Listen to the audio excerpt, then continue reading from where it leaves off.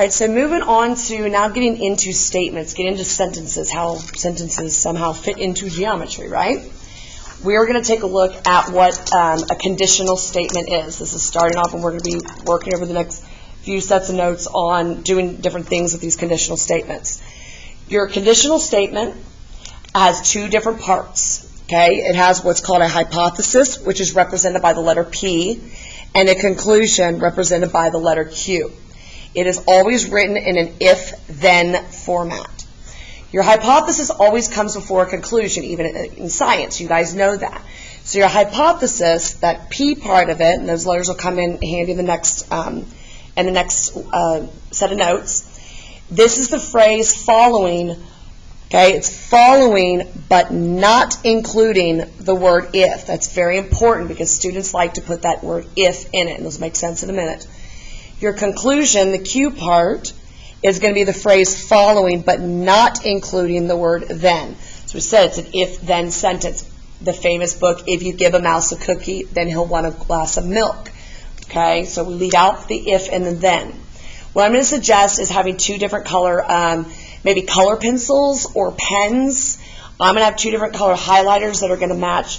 You know what, I'll just, on the video, I'll just use the pens. Maybe get some color pencils. Get them all nice and sharp so you can write with those. We are going to use these, we're going to take these sentences, these conditional statements, and we're going to identify what the hypothesis is and what the conclusion is. So remembering that the hypothesis is going to be the phrase after if, but it does not include the word if. So you're going to start after the word if and say, so if, you're going to, our hypothesis will be, you have no more than 2 absences and a B average. It's a lot. So we want to write all that in. So we'll just quickly write it and then pause it so that you can get it all written in. So we'll just have a little silence here while we write. If you were just copying down what I just underlined. Have no more than 2 absences. I'm going to put a number.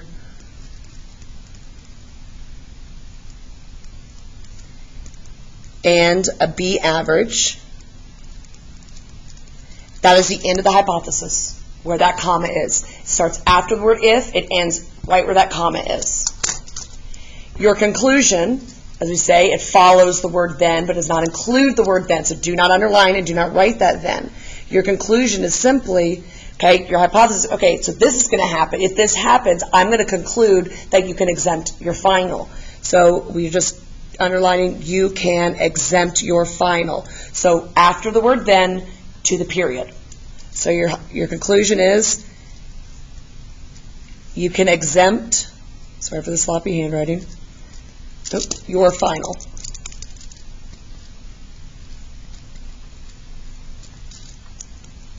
That's all there is to the conditional statements. Okay, you got your 2 parts there. So let's take a look at the next one. We're going to do the exact same thing. Okay, if a train leaves the station on time, it will arrive on time. So we're going to start after the word if, and the hypothesis is going to go all the way to that comma. So we're not using if, so our hypothesis is a train leaves the station on time.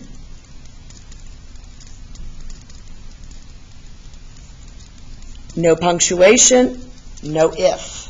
Okay. Your conclusion, you skip over the word then and start with it, and you end at right before that period. So your conclusion is simply what I just underlined. It will arrive on time.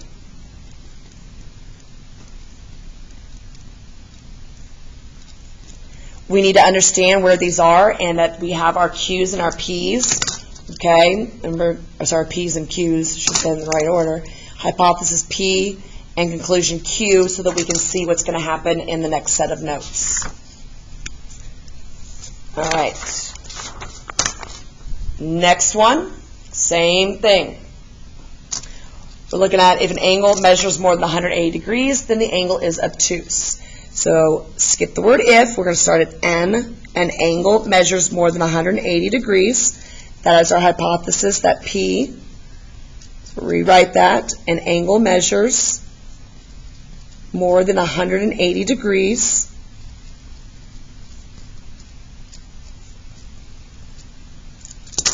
Skip the then and start at V. the angle is obtuse. That's all your conclusion is, that Q.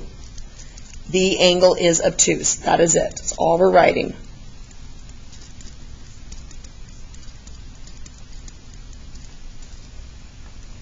Right? The next two examples, we are going to take just a statement, and we're going to turn it into the conditional, and then we're going to write the hypothesis and conclusion.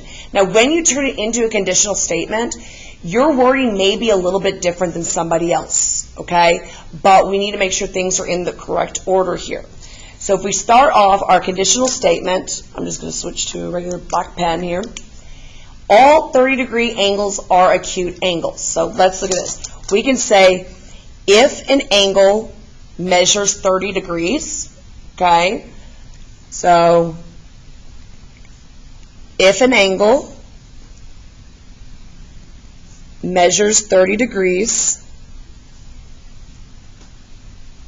comma, so that wording, you're not just saying if all 30-degree angles then are acute. You can't do it that way. You're going to have to rearrange some, you have to kind of put some words in, add some words in, take some words out.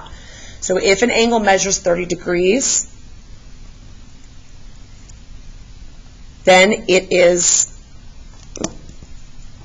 or you can put it's, then it is an acute angle.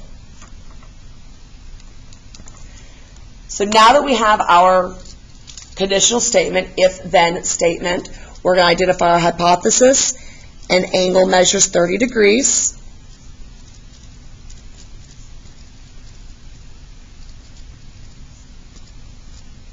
After the if, and stop at that comma. After the then, stop at the period. It is an acute angle.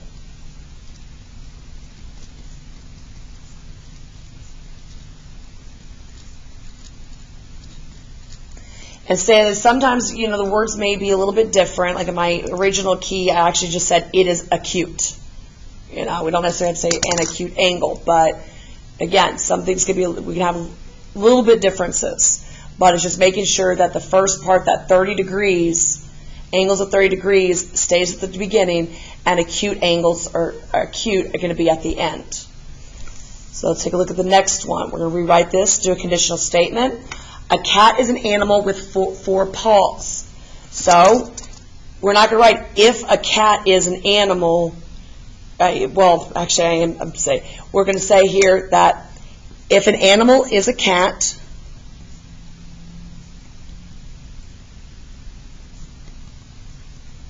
that first part, cat being an animal, okay, then we have to have that if and then it has four paws.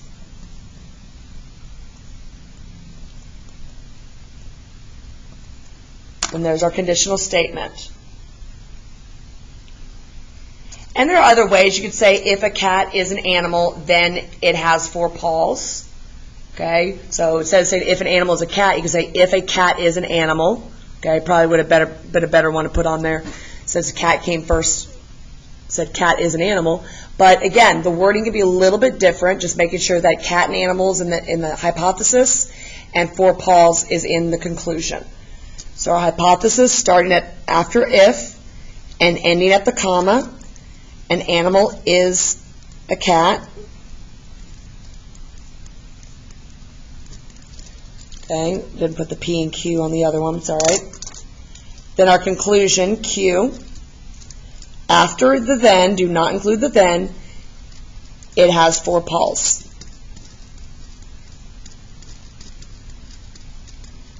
And if you want to get extra help with that, ask your teacher, okay? Because these can be a little bit more difficult because there's some variance between creating that conditional statement, but just get that extra help if you need it and get extra examples.